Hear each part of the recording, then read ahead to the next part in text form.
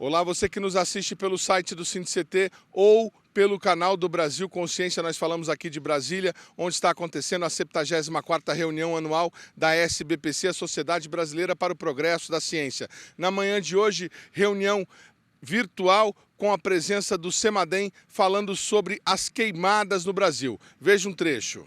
Um estudo que ele é feito de forma extremamente rigorosa em termos dos dados, das avaliações, né, das análises, né, não é trivial, é bastante complexo a forma de trabalhar com essas informações, mas pelo menos a gente chega em um valor que a gente consegue atribuir causalidade, né, que é 5% das internações respiratórias que são devidas aos incêndios, né, daqui a um valor médio para, se eu não me engano, foi de 2003 a 2020 a janela desse estudo.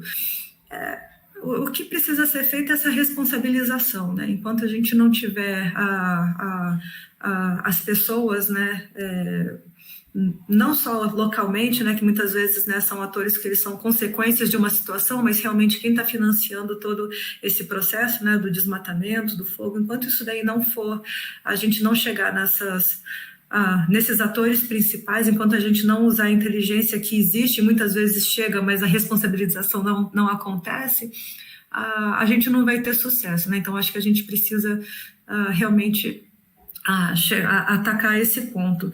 À tarde, nós tivemos encontros importantes em modelo de mesa redonda. O primeiro deles foi um debate sobre a responsabilidade das mortes na pandemia de Covid no Brasil.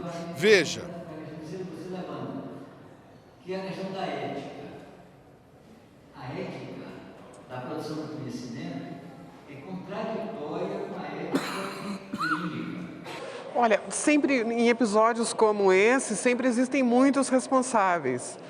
Mas é evidente a principal responsabilidade daqueles que, segundo a Constituição Federal, têm o dever de proteger a saúde da população e, particularmente, no caso do Sistema Único de Saúde, aqueles que são a cabeça do SUS, que são, obviamente, os membros do governo federal, em particular o Ministério da Saúde.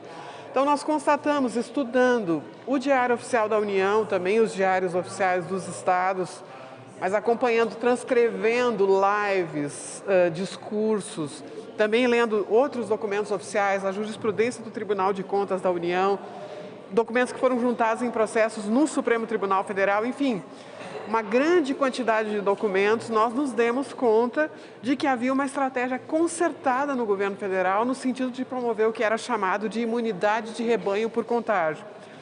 Então, o que aconteceu foi um conjunto de omissões decisivas, por exemplo, a falta de uma coordenação nacional da resposta, isso toda a população testemunhou, medidas tomadas por municípios e por estados, por exemplo, de contenção da pandemia, atacadas pelo governo federal, inclusive judicialmente, né, que demandou contra governadores junto ao STF. Houve não só a omissão em relação a deveres previstos na própria legislação do Sistema Único de Saúde e, de resto, na Constituição Federal, o dever de proteger a saúde da população, mas houve também um conjunto de ações, muito mais do que omissões, no sentido de propagar o novo coronavírus no Brasil.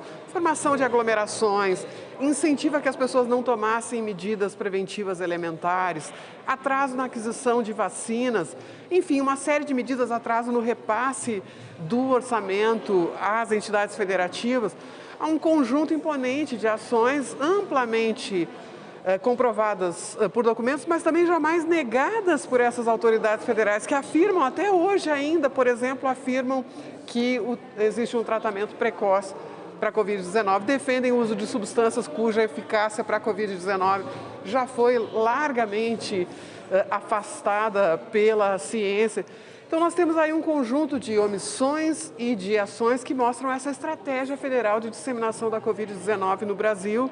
E, infelizmente, esse assunto está sendo esquecido agora, as atenções estão todas voltadas para as eleições, ninguém mais quer falar sobre a pandemia, porque é, de fato, um assunto muito constrangedor e muito triste.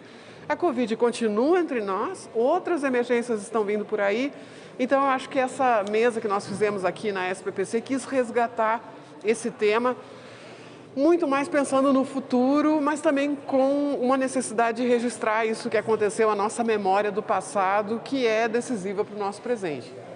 Outro debate importante que aconteceu simultaneamente no mesmo horário foi a discussão sobre a ciência e tecnologia no parlamento. A deputada federal Jandira Fegali não compareceu, mas enviou um vídeo de saudação aos participantes do evento. O deputado Alessandro Molon não compareceu. O Brasil carece de uma política de desenvolvimento.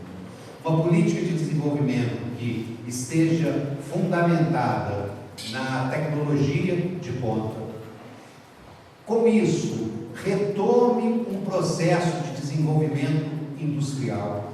E dentro dessa lógica de desenvolvimento, a ciência e tecnologia volte a ter um papel estratégico que garanta a ela não apenas financiamento, mas uma ação fundamental na mudança desse país.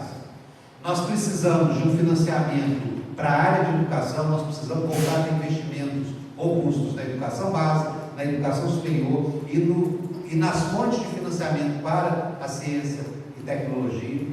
E nós precisamos de um modelo de governança, tanto para que essas parcerias sejam feitas com segurança jurídica e com agilidade, por um lado, quanto de um modelo de governança em que as universidades tenham um papel estratégico e não venham a reboque de um sistema de ciência e tecnologia no Brasil. Para todas essas três ações, a gente precisa do parlamento. A gente precisa de um parlamento que seja eleito com uma participação grande de parlamentares comprometidos com educação e com ciência e tecnologia, para que tenhamos no parlamento essa parceria. O SINDICT está presente na 74ª reunião anual da SBPC com a exposição do metaverso da urna eletrônica brasileira, a invenção de coleta e contagem de votos que foi feita por servidores do INPE e do DCTA. Diversas pessoas já passaram pelo estande do SINDICT para testar a urna eletrônica. E na tarde de hoje, a visita foi do ex-ministro de Ciência e Tecnologia, Sérgio Rezende. Veja como foi. Eu acabei de ver o metaverso da urna eletrônica. Estou muito satisfeito de ver o sindicato das entidades de pesquisa do Ministério da Ciência e Tecnologia tomando a iniciativa de um projeto como esse para esclarecer a sociedade brasileira que a urna eletrônica é segura, a urna eletrônica faz com que o Brasil tenha um sistema de votação mais avançado do mundo, muito confiável. Parabéns ao sindicato, grande trabalho que vocês estão fazendo, grande contribuição para a democracia brasileira. Edmond Garcia de Brasília para o SINDICT. A gente volta a qualquer momento com mais informações da feira.